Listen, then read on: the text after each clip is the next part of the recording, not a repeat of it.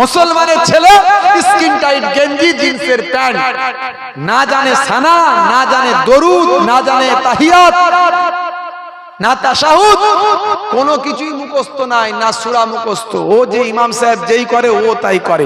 ইমাম সাহেব যেই ফাটাস করে আল্লাহু আকবার বলে, যেই উনি তো আগে করবে, আগে রুকু যাবে, তো ইমাম সাহেব যেতে না যেতে ইমাম সাহেবের আগে রুকু যাবার খাপ।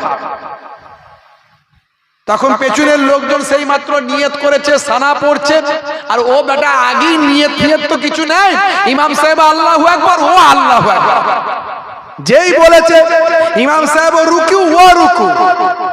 স্কিন টাইট গেঞ্জি উপরের দিকে উঠে গেল, জিন্সের প্যান্ট নিচের দিকে নেমে গেল, শিয়ালদার বর্ডার দেখা গেল, পেছনের লোকের নামাজ খারাপ হয়ে গেল। মুসলমান জুম্মার দিনও একটা ইউনিফর্ম আছে, সুন্নতি পোশাক আছে, সেই পোশাকটাও জুম্মার দিনে ছেলেরা পরছে না, টুপিটা মাথায় দিচ্ছে না। হে তরুণ যুবকেরা, হে আমার বন্ধুরা, শুনে রেখে দিন বাবা, জেনে রেখে দেন, হে মুসলমান, হারাবেন না ঈমান, হয়ে যাবেন না বাবা বেঈমান। আপনি একজন মানুষ, রাখুন নিজের মধ্যে হোশ। মুসলমানের ছেলে শুনে রাখুন, কানটা খুলে। হে মুসলমান, রাসূলের সুন্নতটা নেন মেনে, আল্লাহর নির্দেশটা নেন গ্রহণ করে। মুসলমান, আমার আপনার নবী পৃথিবীর জমিনে এসেছিলেন আপনাকে আমাকে বদলে দেওয়ার জন্য, কিন্তু নবী নাই। যারা নবীর নির্দেশগুলো ভালো করে প্রচার করবে, কোরআন হাদিসকে সামনে রেখে, তারা হলো নবীর ওয়ারিস। শুধু পীরের ছেলে পীর হবে এটা কোথাও লেখা নাই, পীরের ছেলে পীরজাদা হবে এটা কোথাও লেখা নাই। যে যোগ্য হবে সে সম্মান পাবে। ইসলাম গণতন্ত্রে বিশ্বাসী, রাজতন্ত্রে নয়। আপনার ঘরের ছেলেটাকেও আপনি বড় আলেম করুন, সে একদিন পীর সাহেব হয়ে যাবেন। বসিরার আল্লামা হুজুর পীর ছিলেন। এরকম হাজারো সাধারণ ঘর থেকে উঠে আসা আল্লাহর ওলি হয়েছেন, পীর হয়েছেন। হে তরুণ যুবকেরা, তবে বেশিরভাগ দেখতে পাওয়া যায় ডাক্তারের ছেলেই ডাক্তার হয়, কারণ ডাক্তার ভালো করে জানে আমার ছেলেকে কি পদ্ধতিতে পড়াশোনা করালে ডাক্তার হবে। চাষির ছেলেরা খুব কমই ডাক্তার হয়, কারণ চাষি ভাইয়ের অত জানা নাই যে কোন পদ্ধতিতে পড়ালে ছেলে ডাক্তার হবে। আকলমান ইশারা বারসাস। হে তরুণ যুবকেরা, হে আমার বন্ধুরা, শুনে রেখে দিন, জেনে রেখে দিন বাবা, আমার আপনার নবী আপনাকে আমাকে বদলাতে এসেছেন, আমাকে আপনাকে বদলে যেতে হবে। বর্তমানে ওয়ারাসাতুল আম্বিয়া যারা, আলেমে হাক্কানি যারা, তারা নবীর সে ওয়াজ করছেন। আমার আল্লাহ নবীকে বলেছিলেন, হে নবী, আপনি হেদায়েত দান করার মালিক নন, হেদায়েত দান করার মালিক আমি। আপনি হলেন বলার মালিক, আপনি বলতে থাকুন। ফাযাক্কির ফাইন্না যিকরা তানফাউল মুমিনিন। You keep telling, believers will benefit. আপনি বলতে থাকুন, বিশ্বাসীরা তারা বেনিফিটটা পাবে। আপনি ওয়াজ করতে থাকুন, বলতে থাকুন। এই আপনার বলাটা ঈমানদার যারা হবে তাদের উপকারে তাদের লাগবে। সারা জীবন ধরে ওয়াজ শুনছে, এখনো মসজিদে যায় না, একটা জলসা বাদ দেয় না, কিন্তু জুম্মার নামাজ তারা 5 ওয়াক্ত পড়ে না, আছে না নাই? চাচাও ছোটে, ছাগলও ছোটে, ছাগলও ছোটে, চাচাও ছোটে। ছাগল ছুটে ছুটে মসজিদে ঢুকে গেছে, চাচা মসজিদের সিঁড়িতে দাঁড়িয়ে গেছে। আসরের নামাজ পড়ে নামাজিরা বাইরে বেরোচ্ছে, ছাগল ঢুকে গেছে বলে নামাজিরা বলছে হাট হাট, ছি ছি, ইস মসজিদে না, মসজিদে ছাগল ঢুকেছে, চাচা চাই হাট হাট হাট। চাচা দাঁড়িয়ে বলছে, হ্যাঁ গা, তোমাদের কি কোনো বুদ্ধি শুদ্ধি নাই? বলে কেন? তোমরা নামাজি হতে পারো, তোমাদের বুদ্ধি নাই? বলে কেন? একটা অবালা যন্ত্র মসজিদে ঢুকে যে তাকে এভাবে হ্যাট হ্যাট, ছি ছি, থো থো কেউ করে নাকি? হ্যাঁ, ওর কি বুদ্ধি আছে? ওর বুদ্ধি থাকলে মসজিদে ঢুকতো, ওর বুদ্ধি থাকলে মসজিদে ঢুকতো। আমাকে কোনোদিন ঢুকতে দেখেছো? চাচা বলছে, চাচার অনেক বুদ্ধি, মসজিদে কোনোদিন ঢোকে না। হাই রে হাই, হে তরুণ যুবকেরা, হে আমার বন্ধুরা যুবকেরা, এত বছর ধরে ওয়াজ শুনছো, এখন রাসূলের সুন্নাতটা চিনলে বুঝলে না, কবরের কথা ভাবলে না। তোমার চোখের সামনে কত মানুষ মারা যাচ্ছে বান্দা, কত মানুষের জানাজায় তুমি অংশগ্রহণ করছো, কত মানুষ তোমার চোখের সামনে মারা গেল, কত মানুষ তোমার চোখের সামনে জীবনটা তাদের চলে গেল। হে তরুণ যুবকেরা, হে আমার বন্ধুরা, শুনে রেখে দাও, জেনে রেখে দাও, বাপ মারা গেল, দাদু চলে গেল, মা চলে গেল, বড় ভাই চলে গেল, এখনো কি মনে হলো না তুমি নামাজ পড়বে? এখনো কি মনে হলো না রাসূলের সুন্নাত তুমি ধারণ করবে? এখনো কি মনে হলো না নবীর আখলাক চরিত্রকে বাস্তবায়িত করবে? আমার আল্লাহ কোরআন মাজিদের মধ্যে জানিয়ে দেন, বাল তুসিরুনাল হায়াতাদ দুনিয়া ওয়াল আখিরাতু খায়রুম ওয়া আবকা। এই দুনিয়া হলো তোমাদের জন্য ক্ষণস্থায়ী, আর পরকালটা হলো তোমাদের জন্য চিরস্থায়ী। ছোট্ট একটা ওয়াকিয়া বলে দিই। হযরত ওমর ফারুক রাদিয়াল্লাহু তাআলা আনহুর জামানায় ইসলামের বিস্তৃতি ঘটেছিল, সাম্রাজ্যের বিস্তার হয়েছিল, পারস্য থেকে একেবারে রোম পর্যন্ত, মিশর পর্যন্ত, হিমস পর্যন্ত। হে তরুণ যুবকেরা, হযরত ওমর ফারুক রাদিয়াল্লাহু তাআলা আনহু ইসলামের পথে, নবীর দেখানো পথে অন্যায়ের বিরুদ্ধে হযরত ওমর ফারুক ছিলেন একেবারে ভাই আমার দীপ্ত কণ্ঠ। হযরত ওমর ফারুক ভাই আমার প্রতিরোধী কণ্ঠ ইসলামের চারিদিকে ছড়িয়ে পড়েছিল। যেখানে যেখানে অন্যায় অত্যাচার অবিচার হয়েছে, সেখানেই মুসলমান সৈন্যদেরকে তিনি প্রেরণ করেছেন, তাদেরকে অন্যায় থেকে মুক্ত হতে বলেছেন। তখন তারা আঘাত করতে এসেছে, আঘাত করতে গিয়ে প্রতিরোধ করেছেন। ইসলামের প্রত্যেকটা যুদ্ধ হলো প্রতিরোধমূলক যুদ্ধ। প্রতিরোধমূলক যুদ্ধে ভাই আমার আল্লাহর পথে থেকে তারা কাজ করেছেন। আমার আল্লাহ ইসলামের বিজয় দিয়েছেন। অর্ধ পৃথিবীর শাসনকর্তা ছিলেন হযরত ওমর ফারুক। হিমসের গভর্নর করে পাঠালেন একজন সাহাবীকে, তার নাম হলো হযরত সাঈদ রাদিয়াল্লাহু তাআলা আনহু। সংক্ষেপে বলি, হযরত সাঈদ রাদিয়াল্লাহু তাআলা আনহু হিমসের গভর্নর হয়ে গেলেন। সিংহাসনে যখন তিনি বসলেন, এমন সময় গণ্যমান্য ব্যক্তিরা চারটে ফল, চারটে তার অভিযোগ নিয়ে ওমর ফারুক হুজুরের কাছে এসে জমা দিলেন। কি অভিযোগ? আপনি যাকে গভর্নর করে পাঠিয়েছেন তিনি মাঝে মাঝে লেট করে অফিসে যান। 2 নাম্বার হলো সপ্তাহে একদিন করে তিনি অফিস কামাই করেন। 3 নাম্বার মাগরিবের পরে তার বাসাতে, তার হুজরাতে, তার আপনার বাংলোতে যদি কেউ কোনো অভিযোগ নিয়ে যান তো মাগরিবের পরে উনি দরজা খোলেন না। আর 4 নাম্বার হলো সিংহাসন থেকে মাঝে মাঝে পড়ে গিয়ে অজ্ঞান হয়ে পড়ে থাকেন। এই 4টে অভিযোগ যার বিরুদ্ধে আছে তিনি কি করে গভর্নর হতে পারেন? হযরত ওমর ফারুক ডাক দিলেন। ডাক দেওয়ার পরে তিনি এসে বললেন, ইয়া খলিফাতুল মুসলিমিন, আপনি সবই ঠিকই শুনেছেন। আমার 4টে অভিযোগ আছে, এই অভিযোগগুলো আমি খণ্ডন করছি। যদি এরপরে মনে হয় আমাকে গভর্নর রাখবেন, না হলে বদলে দেবেন। বলো কি, কেন তোমার বিরুদ্ধে অভিযোগ? তখন তিনি বললেন যে আমার মাঝে মাঝে অফিস লেট হওয়ার কারণ আমার স্ত্রী ছাড়া বাড়িতে আর কাজের কেউ নাই। আমার নবী বলেছেন স্ত্রীর সঙ্গে মাঝে মাঝে সহযোগিতা করবে, সুন্নতে নববী দেখেছেন, নবী শিখিয়েছেন ইয়াকুনু ফি মাহনাতে আহলিহি। তোমরা মাঝে মাঝে বাড়িতে ছোট ছোট কাজগুলো স্ত্রীর সঙ্গে মেহনত গুলো করবে। ওয়ায়াকুমুল বাইতা, নবী আমার মাঝে মাঝে ঘরটা ঝাড়ু দিতেন। নবী আমার ছাগলের দুগ্ধ দহন করতেন। নবী আমার ছেঁড়া জামা মাঝে মাঝে সেলাই করে পরতেন। আপনি যত বড়ই কোটিপতি হন, পরিষ্কার জামা ছিঁড়ে গেছে একটু সেলাই করে পরে ঘুরে বেড়াবেন, ইচ্ছা করে পরে ঘুরুন। নবী সেলাই করে পড়তেন বলে পরে ঘুরুন, আপনার মধ্যে অহংকার আর বিরাজ করবে না, আর নবীর সুন্নতের সওয়াবটা আপনি পেয়ে যাবেন। নবী আমার ছেঁড়া জামা মাঝে মাঝে নিজে হাতে সেলাই করতেন, ছেঁড়া জুতো সেলাই করতেন।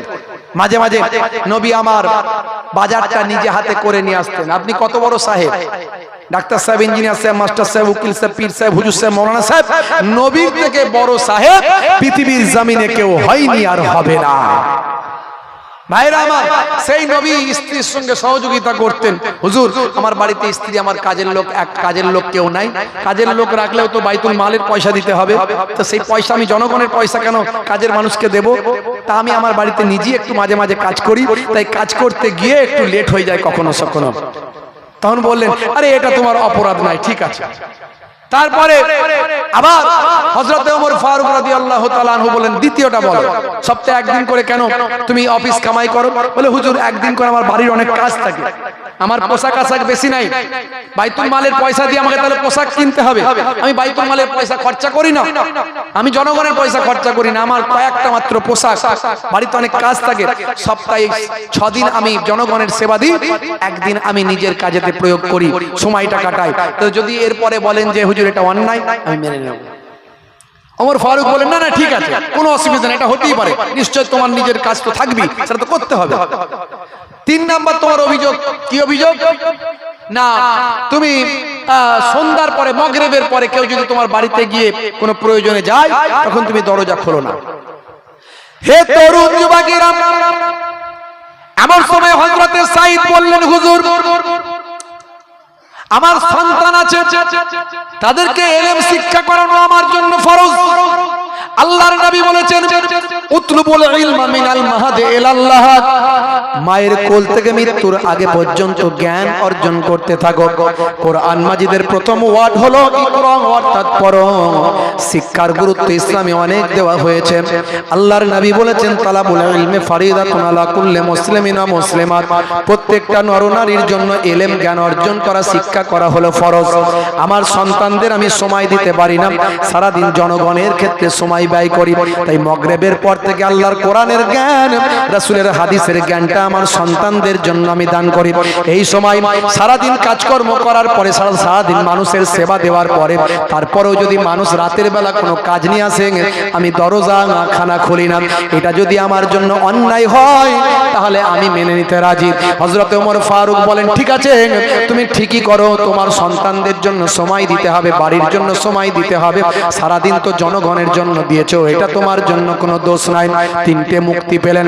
4 নাম্বার বলো, মারাত্মক অভিযোগ, তুমি তোমার যে চেয়ারে বসে থাকো, তুমি তোমার যে গদিতে বসে থাকো, সিংহাসনে বসো, মাঝে মাঝে সেই সিংহাসন থেকে জমিনে পড়ে অজ্ঞান কেন হয়ে যাও। হে তরুণ যুবকেরা, হে আমার বন্ধুরা, শুনে রেখে দিন বাবা, জেনে রেখে দেন।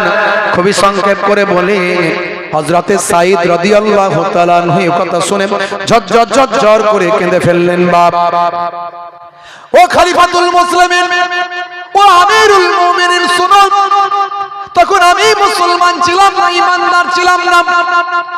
নবীর সাহাবীদের সঙ্গে আমাদের একটা যুদ্ধ হয়েছিল, বেঈমানদের একটা যুদ্ধ হয়েছিল। ও খলিফাতুল মুসলিমিন, ও আমিরুল মুমিনিন, সেদিন আমি মুসলমানদের নয়, বেঈমানদের নেতা ছিলাম। আমি আজকে ঈমানদার নবীর শিষ্য, কিন্তু সেদিন ছিলাম না। সেদিন আমি কুফফারদের সরদার ছিলাম, কুফফারদের নেতা ছিলাম। এমন সময় মুসলমানদের কয়েকজনকে আমি বন্দী করেছিলাম, আমরা বন্দী করেছিলাম। তার মধ্যে আল্লাহর নবীর একজন সাহাবী ছিলেন, তার নাম হলো হযরতে খুবাইব রাদিয়াল্লাহু তাআলা আনহু। ও খলিফা সানি, হুজুর শুনুন, সেই খুবাইবকে আমার দায়িত্ব দেওয়া হলো, তাকে ইসলাম ভোলাতে হবে, নবীর মহাব্বত ছড়াতে হবে, আল্লাহ ভুলিয়ে দিতে হবে। আমি তার উপর অনেক আঘাত করতে লাগলাম, প্রচন্ড মারধর করতে লাগলাম, জেলখানার ভিতরে বন্দী করে অনেক আঘাত করলাম।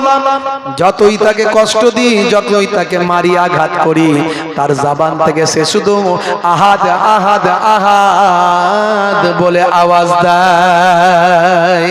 হে তরুণ যুবকেরা, এত কষ্ট সেদিন আমি তাকে দিয়েছিলাম, কিন্তু আমার পাষাণ হৃদয়টা সেদিন বিগলিত হয়নি। সেদিন আমি নবী চিনিনি, আল্লাহ চিনিনি, আমি শুধু জুলুম করেছিলাম, অত্যাচারী ছিলাম। কয়েকদিন আমি তাকে খেতে দিইনি, যাতে করে সে আল্লাহ ভুলে যায়, নবী ছেড়ে দেয়। কয়েকদিন ক্ষুধার্ত রেখেছিলাম। একদিন গভীর রাত্রিতে চিন্তা করলাম, দেখি ক্ষুধার্ত অবস্থায় কি করছে খুবাইব। দরজাটা জেলখানার খুলে দেখলাম, হাই রে হাই, ওই আল্লাহর নেক বান্দা সিজদায় পড়ে আছে, আর তার মাথার গোড়ায় আমি খেতে না দিলেও মহান আল্লাহ আঙ্গুরের থোলা পাঠিয়ে দিয়েছে। জোরে হবে না? আর জোরে হবে না? আর জোরে হবে না? নারে তাকবীর, নারায়ে তাকবীর।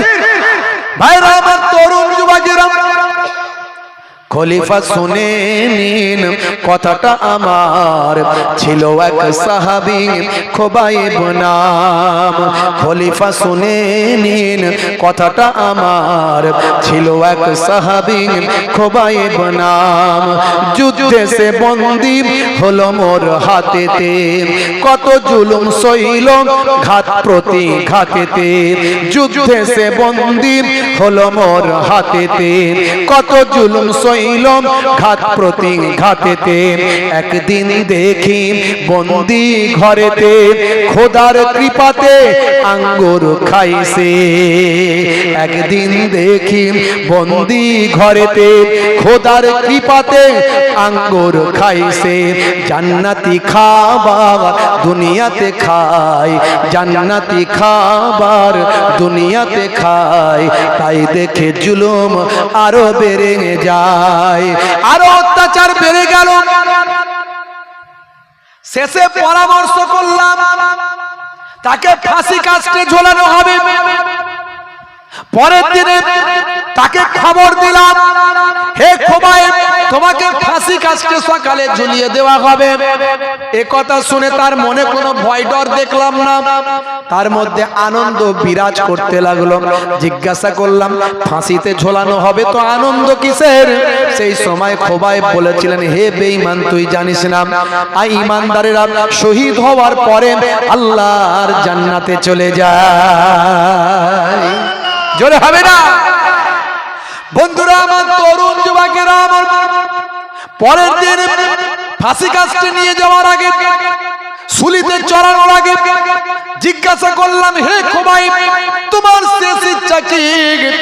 হে তরুণ যুবকেরা, হে আমার বন্ধুরা, শুনে রেখে দিন, জেনে রেখে দিন।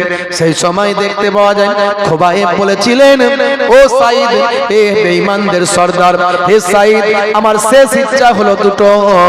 একটা হলো আমার মাবুদের সঙ্গে মোলাকাতের আগে আমি 2 রাকাত নামাজ পড়তে চাই।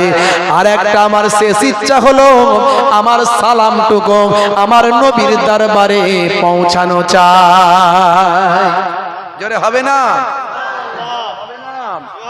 সব ভুলিব কিন্তু তোমায় ভুলতে পারি না। দয়ার নবী গো, আমার ময়ার নবী গো, সব ভুলিব কিন্তু তোমায় ভুলতে পারি না। জোরে হবে না? জোরে হবে না? হযরতে খোবাইব ওযুর পানি দেওয়া হলো, ওযু করলেন। আমার আল্লাহ কোরআন মাজিদের মধ্যে জানিয়ে দেন, ইযা কুমতুম ইলা সলাত ফাগসিলু উজুহাকুম ওয়া আইদিয়াকুম ইলাল মারাফিক ওয়া আমসাহু বিরুসিকুম ওয়া আরজুলাকুম ইলাল কাবাইন। যখন তোমরা নামাজে মনস্থ করবে, তোমরা তোমাদের মুখমণ্ডলটা ধৌত করো। এক শ্রেণীর মোল্লা মৌলবী বেরিয়েছে, তারা বলছে মাযহাব মানি না, কোন মাযহাব মানি না, আমরা হানাফি মাযহাবের মানুষ। সারা পৃথিবীর 95% মানুষ হানাফি মাযহাবের মানুষ, কিছু কম বেশি। কেন মাযহাব মানে? এত পৃথিবী বিখ্যাত আলেমরা। এইখানে আল্লাহ বললেন মুখমণ্ডল ধুতে। এখন বলুন তো, মুখ কতটা? আপনি কি করে শিখলেন কতটা মুখ? মা তো খাওয়া দাওয়ার পরে বাচ্চাকে বলে, দাঁড়া তোর মুখটা ধুইয়ে দি, বলে এইটুকু ধুইয়ে দেয়। এটাই তো মায়ের কাছে মুখ। তা আপনার কাছে কতটা মুখ? কোথায় পেলেন? মুখ কতটা? আল্লাহ বলেছেন মুখ ধুতে। কতটা মুখ? কোথায় পেলেন? মায়ের কাছে মুখ এইটুকু। মা বাচ্চাকে খাইয়ে দে, বলে দাঁড়া দাঁড়া দাঁড়া তোর মুখটা ধুইয়ে দি, মুখটা ধুইয়ে দি, বলে পানিটা নিয়ে শুধু এইটুকু মুখটা ধুইয়ে দিল। তো মায়ের কাছে এটা মুখ, তো আপনার কাছে কতটা মুখ? কোথায় পেলেন আপনি? এখানে ইমামে আযম আবু হানিফা রাহমাতুল্লাহ আলাইহি এই জন্যই মাযহাব আমরা মানি। আল্লাহ মুখ ধুতে বলেছেন, মানে কতটা মুখ ধুবেন? এক কানের লতি থেকে আর এক কানের লতি, চুলের উৎপত্তি থেকে থুতনির নিম্ন পর্যন্ত এতটা ভালো করে ধুতে হবে। এটাই আল্লাহ বলতে চেয়েছেন মুখ। এখানে যদি এক চুল পরিমাণ শুকানো থাকে, তার ওযু হবে না। ওযু না হলে তার নামাজ হবে না। অত সহজ নয় মিয়া, মাথা গোল হয়ে যাবে। বড় বড় ইমামদের ভুল ধরছে চুনে পুটি, সে মোবাইলের পণ্ডিত। বুঝতে পারছেন? ওই একজন সিস্টার নাকি বেরিয়েছে, সিস্টার, সে বলছে মাদ্রাসাতে আমি পড়িনি, আমি হাই স্কুলে পড়াশোনা করেছি। হাই স্কুলে পড়াশোনা করে ফতোয়া দিচ্ছে কোরআনের। চিন্তা করুন কত বড় পণ্ডিত হয়েছে, না গুগল থেকে সব ফতোয়া দিচ্ছে। আর তার ভক্তরাও হয়েছে গুগলের ভক্ত।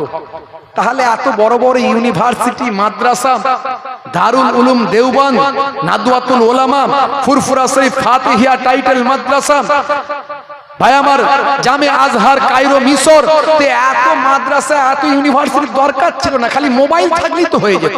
কথা ঠিক না ভুল? গুগলের পণ্ডিত বেরিয়েছে কিছু। হে তরুণ যুবকেরা, হে আমার মুরব্বিয়ানেরা, শুনে রেখে দিন বাবা, জেনে রেখে দেন, ওযু যদি করা হয়, 5 বার যদি ওযু করা হয়, স্বাস্থ্য বিশেষজ্ঞরা বলছেন এমন কিছু জীবাণু আছে যে জীবাণুগুলো খালি চোখে দেখা যায় না। আমাদের পোশাকে তারা থাকে, কিন্তু পোশাক খুলে দিলে জীবাণু আর শরীরে থাকে না, কিন্তু যে অংশগুলো ফাঁকা থাকে সেই অংশগুলোতে জীবাণু এসে উপস্থিত হয়, যেগুলো শরীরের জন্য ক্ষতিকর। ভাই আমার স্বাস্থ্য বিশেষজ্ঞরা বলছেন এর জন্য বেশি বেশি হাত মুখ ধোয়া উচিত। স্বাস্থ্য বিশেষজ্ঞরা বললেন হাত মুখ ধোয়া উচিত। আর ইসলাম শিখিয়ে দিয়েছে ওযু, দিনে 5 বার ওযু করলে আমার আপনার শরীরের অবাঞ্ছিত জীবাণুগুলো উন্মুক্ত জায়গা থেকে ঝরে পড়ে যায়। 1450 বছর আগে আল্লাহ যা শিখিয়েছেন, নবী যা শিখিয়েছেন, আজকের যুগে বিজ্ঞান আর বাস্তবতায় পরিণত হয়। কত উদাহরণ দেব, অনেক উদাহরণ আছে, দিয়েছি। সবের মধ্যে, নামাজের মধ্যে সায়েন্স আছে, দাঁড়ির মধ্যে সায়েন্স আছে, ওযুর মধ্যে আছে। ডান দিকে কাত হয়ে নবী বলেছেন ঘুমাতে, এর মধ্যে সায়েন্স আছে। ডান দিকে কাত হয়ে ঘুমানো সুন্নত। বসে পানি পান করা, এর মধ্যে বিজ্ঞান আছে, নবী বলেছেন সুন্নত। পেটটাকে 3টে ভাগে ভাগ করে খাবে, নবী বলেছেন সুন্নত, এর মধ্যে সায়েন্স আছে। চেটে বুচে খাবে, এর মধ্যে সায়েন্স আছে, নবী বলেছেন সুন্নত। আজকে নবীর বিরুদ্ধে রামগিরি কুটুক্তি করেছে, বাজে মন্তব্য করেছে।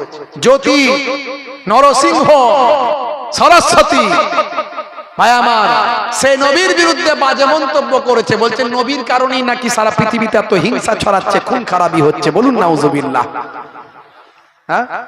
এরা বোঝে না, এদের আসলে জ্বালা যন্ত্রণা এক জায়গায়। সেটা কি জানেন? সেটা হলো সারা পৃথিবীতে নবীর আদর্শ ছড়িয়ে পড়ছে। পৃথিবীর বিখ্যাত বিখ্যাত মানুষ, Hanuman, Tyson, Gary Miller, Jennifer, ভাই আমার, মিস্টার ডিউ ডেভিস, মিস্টার বেইন থেকে শুরু করে পৃথিবীর ওয়াটার পণ্ডিতের আজকে নবীর আদর্শে আদর্শবান হয়ে বিশ্ব নবীর দয়ার নবীর শিষ্য হয়ে যাচ্ছে। এই জন্য তারা চাইছে একটা বিশ্বব্যাপী মুসলমানদেরকে খেপিয়ে তুলতে হবে। এদের নবী হলো এদের হাট, এদের নবী হলো এদের স্পন্দন। নবীর বিরুদ্ধে কথা বললি এরা পথে নামবে, আর একটু হইচই হলি, মারপিট, দাঙ্গা হাঙ্গামা লাগবে, সারা পৃথিবীর মানুষের কাছে বার্তা দেওয়া যাবে, দেখো মুসলিমরা কত খারাপ, ইসলাম কত খারাপ। কিন্তু মুসলমানরা সেই ফাঁদে আর পা দেয় না। এবারে মুসলমান গণতান্ত্রিক পদ্ধতিতে আজকে আমরা প্রতিবাদের ডাক দিয়েছিলাম। আপনারা জানেন চরাবিদ্যায় হয়েছে। এখানকার মানুষ নিশ্চয়ই খবর পেয়েছেন, ইন্টারনেট সার্চ করবেন সব পাবেন, বিভিন্ন মিডিয়া নিউজ হয়েছে, খবর পাবেন। চরাবিদ্যায় আমরা ডাক দিয়েছিলাম লেকচারার্স অ্যাসোসিয়েশন অফ বেঙ্গলের পক্ষ থেকে। হাজার হাজার মানুষ শান্তি শৃঙ্খলার সঙ্গে আমরা প্রতিবাদ করিয়েছি। বুঝতে পারছেন? ওই সমস্ত ভাই আমার ধর্মের নামে অধর্ম, আমরা শ্রী রামকৃষ্ণ পরমহংস দেবকে ভালোবাসি, স্বামী বিবেকানন্দজিকে ভালোবাসি, মাদার টেরেসাকে ভালোবাসি, কিন্তু প্রফেট মুহাম্মদুর রাসূলুল্লাহ সাল্লাল্লাহু আলাইহি ওয়াসাল্লামকে ভালোবাসি।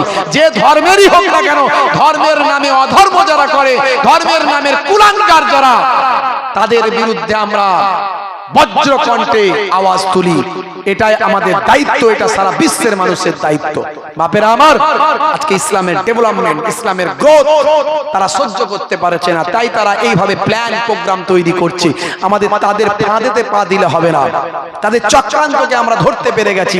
আমাদের আর আমরা প্রতিবাদ করব। নিশ্চয় তারা যতবার কটূক্তি করবে, আমরা ইমানদার নবী প্রেমিক, আমাদের আলা হওয়ার ব্যাপার নাই, আমাদের অধৈর্য হওয়ার ব্যাপার নাই। তারা যতবার নবীর বিরুদ্ধে কটূক্তি করবে, কোরআনের বিরুদ্ধে, ইসলামের বিরুদ্ধে, ততবার হাজার হাজার মানুষ আমরা আমরা আরো নিজেদের মধ্যে নবী প্রেম, ইসলাম প্রেম, কোরআন প্রেম জাগ্রত করব। তারা যত আমাদের কাছ থেকে ইসলামকে ভোলানোর চেষ্টা করবে তত আমরা ইসলামকে আরো ভালোবাসবো, কোরআন ভালোবাসবো, নবী ভালোবাসবো এবং গণতান্ত্রিক পদ্ধতিতে অন্যায়ের বিরুদ্ধে সংবিধানকে মান্যতা দিয়ে দেশ প্রেমকে বজায় রেখে দেশের জয়গান গাইতে গাইতে নবীকে আমাদের হৃদয়ে ধারণ করব রাজপথে নেমে ইনশাআল্লাহ। আগামী দিন যদি আমরা কলকাতার রাজপথে ডাকি আপনারা যাবেন তো নাকি? এই কারা কারা যাবেন একটু হাত তুলে দেখান ইনশাআল্লাহ। নবীর আশিকরা আছে, মরে যায়নি এখন। আমরা প্রতিবাদ করব। আজকে হাজার হাজার মানুষকে নিয়ে আমরা প্রতিবাদের ডাক দিয়েছিলাম, সেখানে আমরা উপস্থিত ছিলাম সারাদিন। ভাইরা আমার, বলার উদ্দেশ্য একেবারে শেষ লগ্নে চলে এসেছি। সেই নবী যা শিখিয়েছেন সবের মধ্যে বিজ্ঞান বাস্তবতা আছে। দয়ার নবী আহারে সেই নবী আপনাকে আমাকে শিখিয়েছেন নামাজ।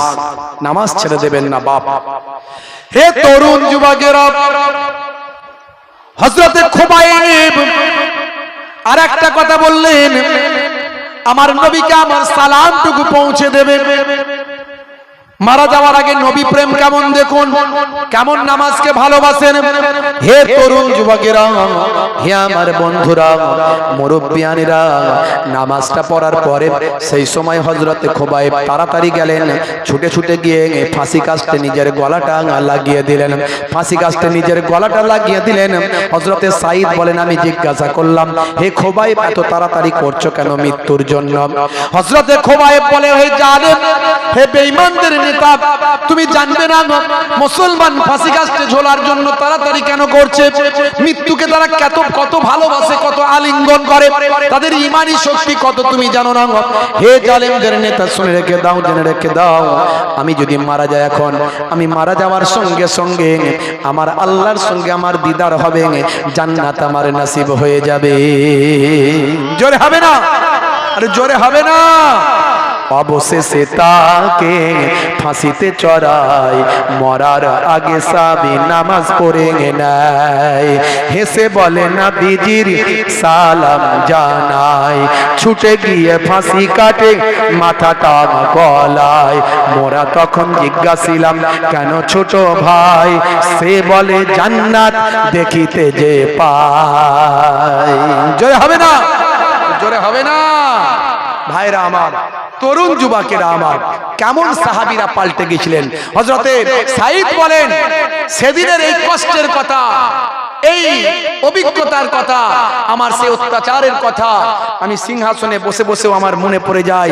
যখন হযরতে খুবাইব কিভাবে শহীদ হয়েছিল, কত কষ্ট তাকে আমি দিয়েছি, যখন সেটা মনে পড়ে গেছে তখন আমি কাঁদতে কাঁদতে কাঁদতে কাঁদতে বেহুশ হয়ে গিয়ে কখন যে জমিনে পড়ে যায়, কখন যে অজ্ঞান হয়ে যায় আমি জানি না।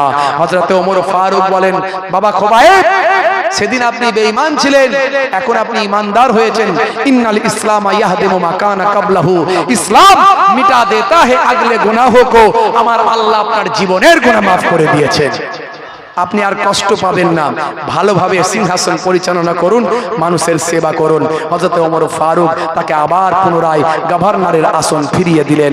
ভাইরা আমার, সেই সাহাবাই কেরামরা কেমন বদলে গিয়েছিলেন, কি ছিলেন আর কি হয়েছিলেন।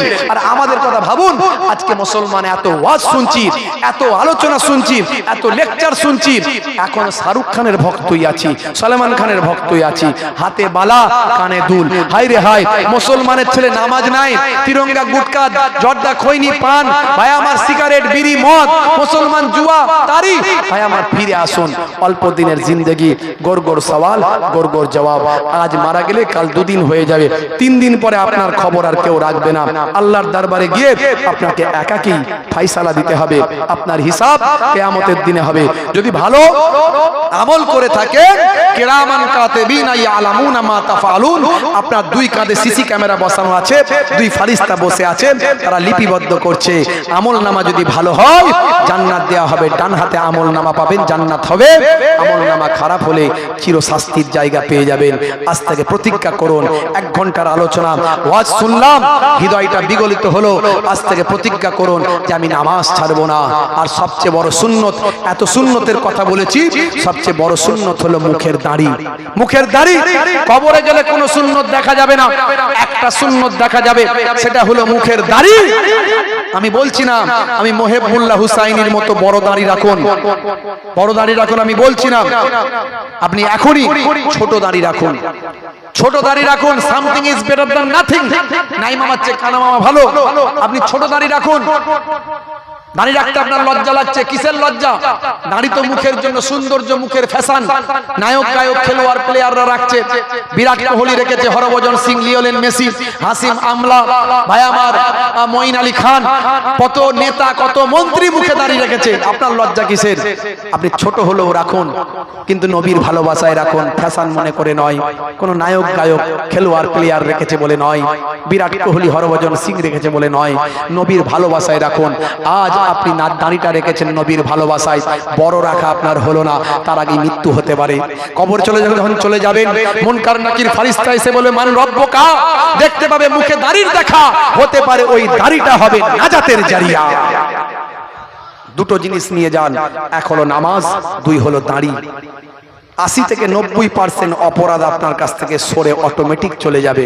ইন্নাস সালাতা তানহা আনিল ফাহশাই ওয়াল মুনকার, নিশ্চয় নামাজ তোমাকে অশ্লীলতা থেকে দূরে সরিয়ে দেবে, দাড়ি তোমাকে অশ্লীলতা থেকে দূরে সরিয়ে দেবে। আপনার পৃথিবীটা হবে শান্তিময়, আখিরাতটাও হবে শান্তিময়। দুনিয়াতেও আপনি যখন ভালো মানুষ, সৎ মানুষ, অনেস্ট মানুষ হয়ে যাবেন, আপনার আদর্শ মানুষকে প্রভাবিত করবে, আপনাকে দুনিয়াতেও লোকে স্যালুট করবে, আর কবরে যাওয়ার সঙ্গে সঙ্গে ফারিস্তারা স্যালুট করতে থাকবে। জোরে বলুন সুবহানাল্লাহ। আজ থেকে পরিবর্তন হয়ে যান। আমার নবী পরিবর্তন করতে এসেছিলেন, আমি পরিবর্তনের ওয়াজ আপনাদের কাছে করলাম।